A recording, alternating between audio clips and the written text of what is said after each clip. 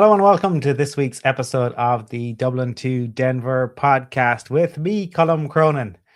We are deep into the summer abyss as we await the return of real football. At least on this side of the Atlantic, we have our Gaelic sports and the World Cup to entertain and amuse us. If you are not a soccer fan, if you don't have Gaelic sports, we hope that you are finding distractions elsewhere, perhaps in baseball or perhaps watching the Denver Nuggets trade away picks rather than building around truly generational talent. Maybe they like picks as much as George Payton. To delve into the off season, I am joined by my friend, colleague, and co-host Stuart Roach. Stuart, how are you doing, sir? Well, don't you know, Colin, the Nuggets are stockpiling picks in order to make a trade for Jaylen Brown from the Celtics, which would be a genius move. Was certainly the glass half full version of what I read this morning when I turned on YouTube to see what had happened. Not great, let's be honest. I know this is not a Denver Nuggets podcast, but we do keep something of an eye on them. And look, we'll see. Obviously, the Giannis Antetokounmpo trade sort of shook everything up, and it sort of took a little bit of the sheen away from the draft itself. But I'm not really sure what the thinking is there at the moment, and unless things change dramatically, we will see.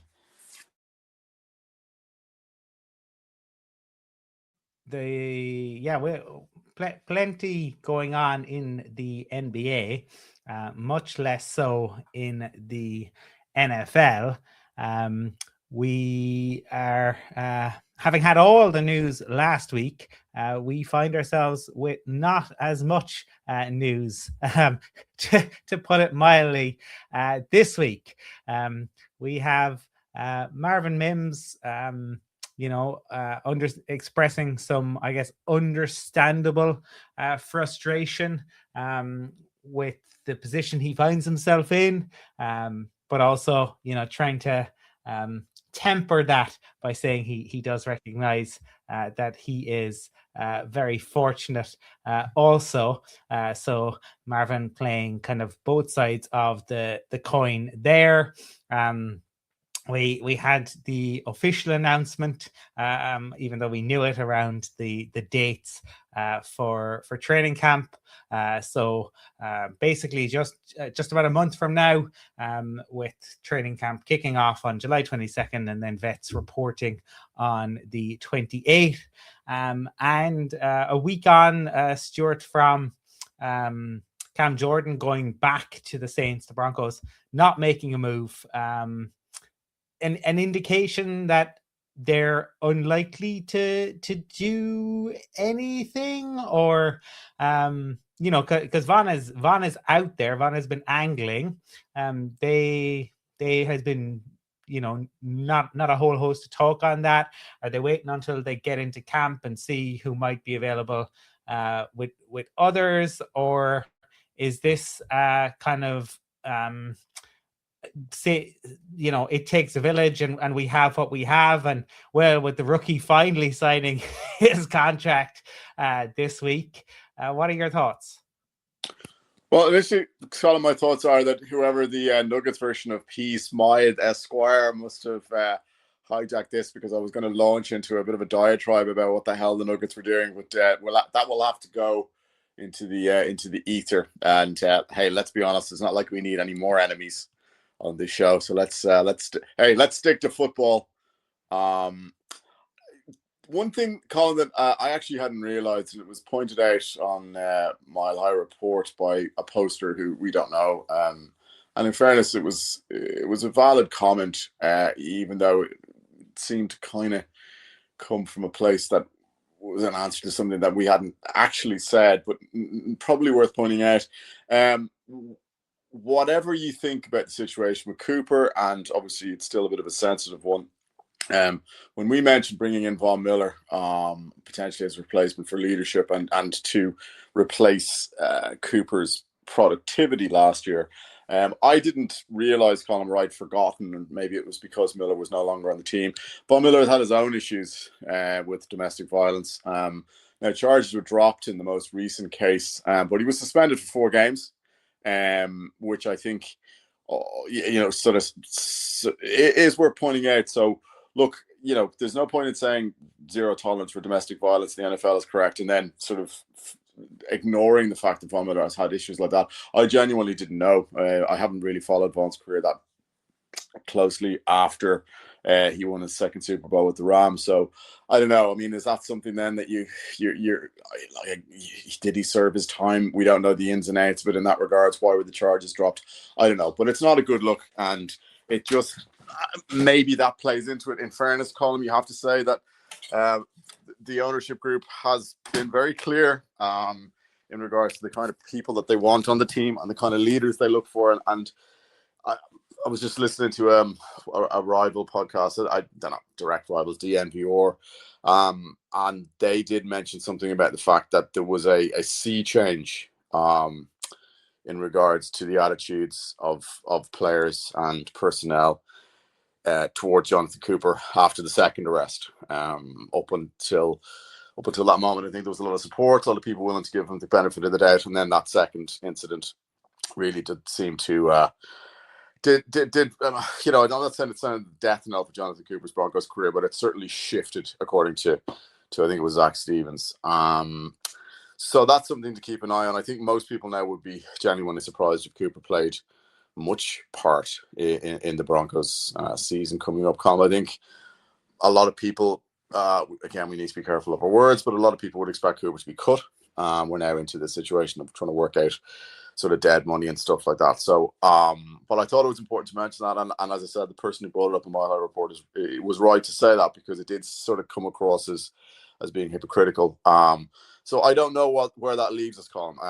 Like if Von Miller hadn't had these issues, and maybe if people are willing to give him a second or probably third chance in Von's case, and you're looking just at the productivity, I would be in favor of that. So if there was a player out there that doesn't have the checkered past, certainly anything involving domestic violence that could produce something akin to what Cooper did last year, then I would be all in favor of bringing him in, because I don't think there's enough, and I think we're taking a big chance. This is a win now situation, Colin, and people are losing their collective minds over Q Robinson, and the projections that I think people are assuming, or that they're hoping that the productivity that we get from these guys, to me, it's pie in the sky. Look, I hope I'm wrong. I hope Q Robinson also joins the tight end loner on the t-shirt. Let's keep space for lots of these guys, Colin. But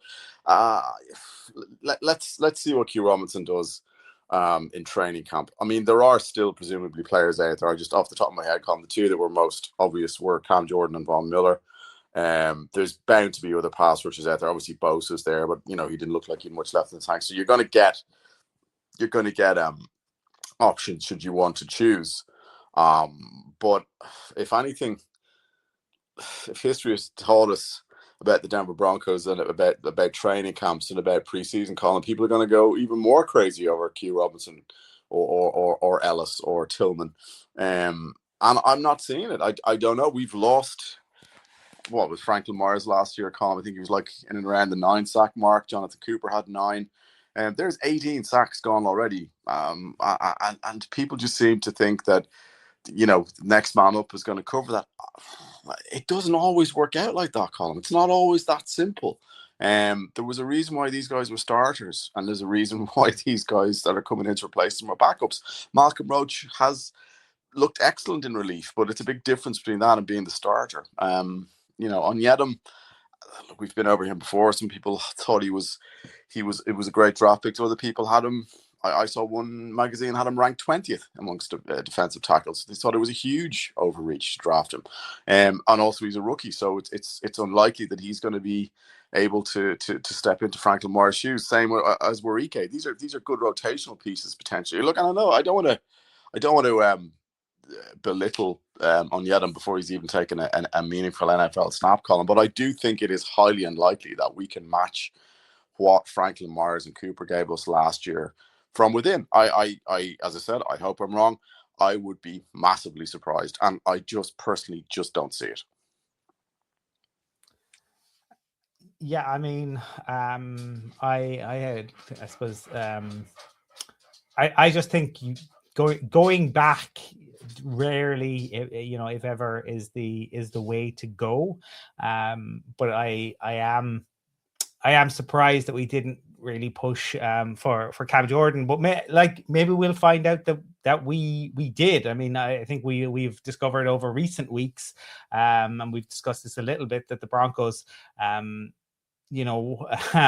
what they say sometimes and what they do are a little bit different, in that for all the talk of Dobbins, we've now found out that, Dobbins almost went to the Jags, and I think probably had Travis Etienne, had the Saints not brought the Brinks truck, he may well be here and Dobbins would not be. And whether Butler makes it or not, they're certainly bringing somebody in for to push the guys in the wide receiver room, and the same in terms of the tight end room. So on the one hand, I think they seem to understand that it is, a situation where they built something. And I do think, again, we've talked about this in the past, but it is so difficult. It's much more difficult to replicate great years on the defensive side of the ball. That is the reality, and the Broncos have done that 2 years in a row. And I have said that if Vance was able to do that for a third year, I think he'd have a pick of any of the head coaching jobs, and deservedly so. But without John Franklin Myers and without Cooper, just in terms of what they bring on the field, that's a huge loss. Yeah, and all you need to do is to go back and look at 2016, Colin, the year after the Super Bowl. And now I know the defense was probably going to be under even more pressure because the offense was worse than it had been under the ghost of Peyton Manning.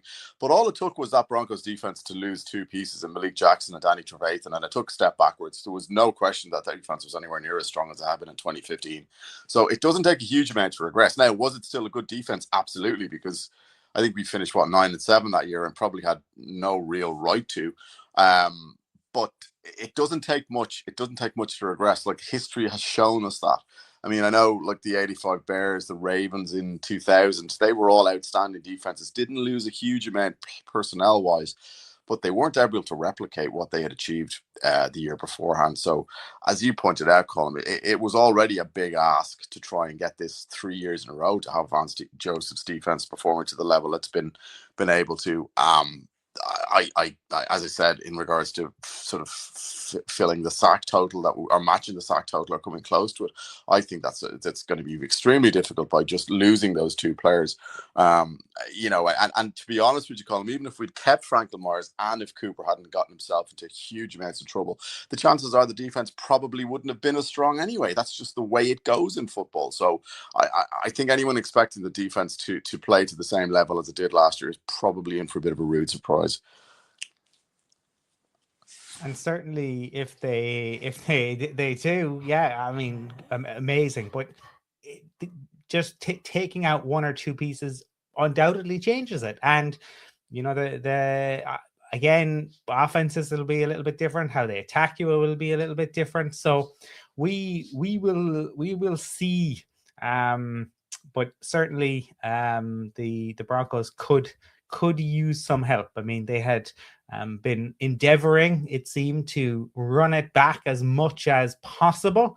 But sometimes you need to bring in some reinforcements. And in late June, obviously, that gets a little bit trickier. But we'll see what might happen.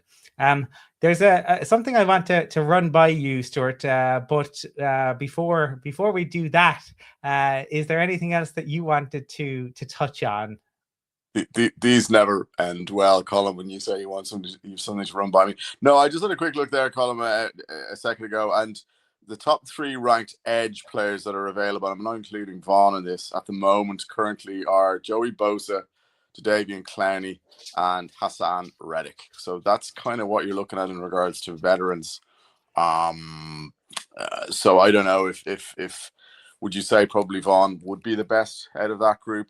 You'd imagine so. He had something like 9 sacks or 9.5 last year. So, but again, you're into that whole area of from a moral point of view. Is it a good fit given the reason why you would be bringing Vaughan in is because of what Cooper has done? And I'm not comparing what Vaughan did a couple of years ago for the simple reason I don't know that much about it because it was news to me until I read that on Mile High Report. But it's not a tremendous group really that's left out there. But I'm not sure at this stage. What are you going to do? I mean, potentially could you trade for somebody? I don't know. I think for me, if we were to go down the route of bringing somebody in, I think you'd have to go trade because I just don't think you go back with Vaughan. I think that was it was great at times. I think after 2015, look, the high point of 2015, and after that he had moments, but it just kind of became ridiculous because every new QB would be welcomed with such fanfare, and there was the Halloween parties as well, and Vaughan, like I think sometimes we look back and with orange tinted glances because the 2015 season and the playoff run in particular were so brilliant. But like Vaughan had fallen out with players. There was issues around the Halloween parties and guys and money and all this sort of stuff that I think kind of gets forgotten about. But the other kind of problem is that Joey Bosa is basically all but retired because his brother has said Joey's focusing on golf. So I think that's a real piece. I mean, I think you may be looking at a trade, but then what would that look like? Anyway, we'll see how that goes over the next couple of years. But what I wanted to run by you is the PFF have done a piece, Stuart, around the best Broncos of the last 20 years. So Broncos all-star team. And we'll see how we go on this. We may end up coming back to the defense next week, because let's start with the offense, right? And I think some of this is going to be very uncontroversial, very straightforward, and some of it less so. Let's start. Who do you think is the quarterback of the Broncos all-star team of the last 20 years? Oh man, well obviously it should be Peyton Manning, but the fact that you're asking this question means it isn't Peyton Manning. The last 20 years. So who do we have potentially? We have Peyton, we have Bo Nix, obviously. Then we're into Jake Plummer, who, would have just about, he would have got there for the early 2000s. And then you're into the problem children. That's as polite a way as I can put it. So then you got your Jay Cutlers, you've got your Tebows, and you've got various. So there's Brock Osweiler. The PFF column is notorious for being just having bizarre rankings. I'm gonna say Peyton Manning, but I know I'm wrong. You're not. It was something of a trick question. It is Peyton. It is Peyton, and there was only one answer there. All right. Okay. Obviously, we hope Bo goes on to have a stellar career, but the magical years Peyton had here. So some of these, the running back, who would you expect the all-star running back of the last 20 years to be? Okay, so this is tricky now. Because I think certainly Broncos fans of our vintage would have grown up with the plug in and play guys you could pick up in the 5th and the 6th round because of Gibbs's tremendous blocking scheme that it just seemed like lads would come in, sort of take a ticket from the stands, throw on the gear, and then they could go over 100 yards. God, for those days again. Again, you look, so you didn't get the best at TD, obviously, because he blew his knee out. Clinton Portis was probably not here long enough. Sheriff likes Clinton Portis. Well, that's, he could be right. I don't know. Did he have a 3-year stretch? CJ Anderson was very good for a while. See, there's that whole pre-Tebow. How did I manage to leave? I'll put you out of your misery as Sheriff decides that Clinton Portis is the guy that it should have been. But the PFF have gone with CJ Anderson. That is who they think their data suggests is the Broncos' best running back of the past 20 years. If we look then to the wide receivers and who the best of the wide receivers might be. They list Thomas. They list 3. Yes, DT is there. Can you guess the other 2?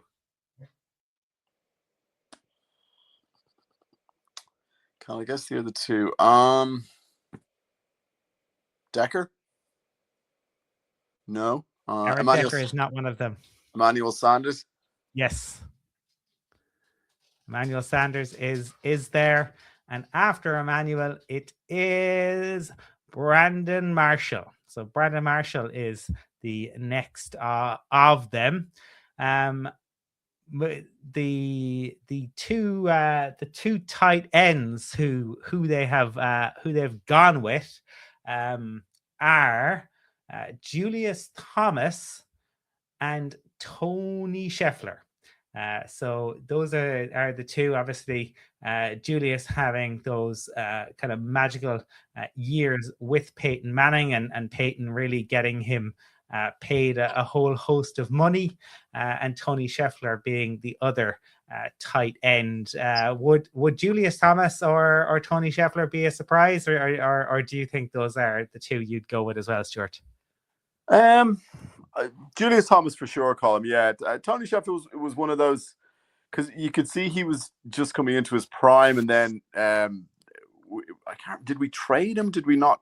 We didn't bring him back. He was part of that, what looked like an incredible draft class, Colum, where we got Brandon Marsh, we got Schefter. Unfortunately, we got Jay Cutler as well, despite the fact that the entire world knew that the Broncos needed a pass rusher heading into that draft, and we went for Cutler, arm of God, brain of pigeon.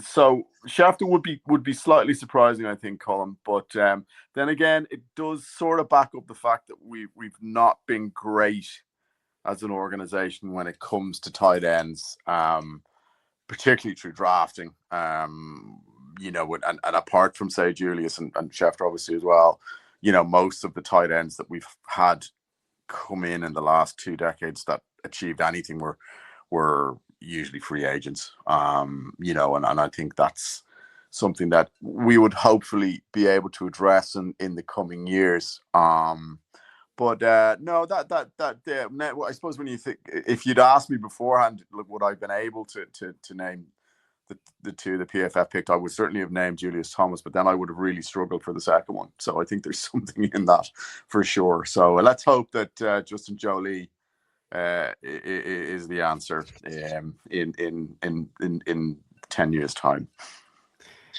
Yes, absolutely. It is. It's a position that we struggle both to draft, and it's a position that we struggle to defend all too frequently. The line, I'll go through the line and we can see left tackle is Bowles. Left guard, they have Orlando Franklin. At center, Matt Paradis. Right guard, Quinn Miners. And right tackle, Mike McGlinchey. Any of those a surprise to you, Stuart? I think maybe Franklin Colin, because I'm not sure he played long enough. He was very, very good. He was an unusual size for a guard, Colin. He's a little taller than guards tend to be normally, but he was a fine player. I think, sadly, a lot of the sheen of that line was taken by the shellacking that we got against the Seahawks in Super Bowl 48. The Ryan Clady column, I would have argued, obviously PFF are going very strictly by position left and right, because you could make a case that you could shift Clady over to right tackle. He was that good. But in fairness, I think he just played all his career at left tackle. Clady was a truly outstanding left tackle who unfortunately suffered from injuries.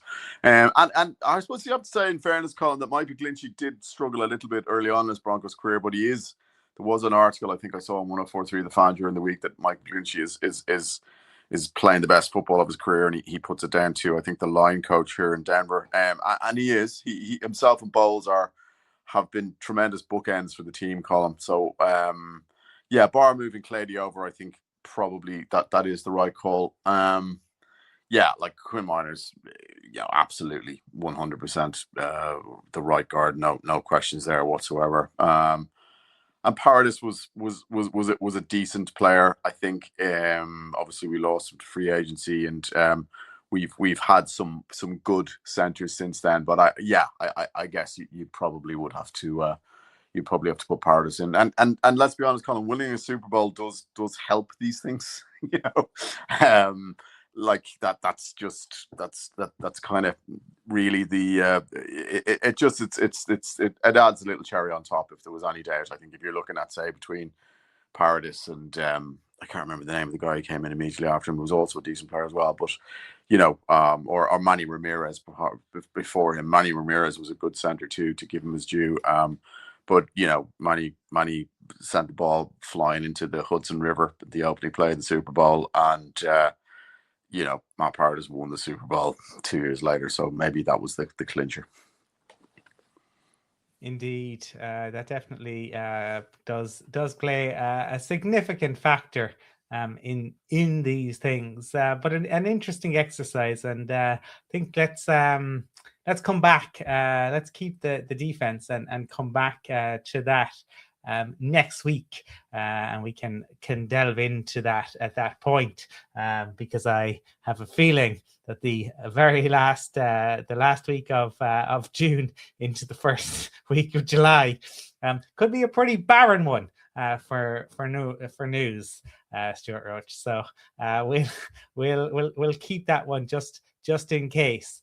You can find Stuart over on Blue Sky SRoach123. I'm across social media at Colum from Cork. If you enjoy the podcast, please do rate, review, subscribe, or better yet, just tell a friend about us.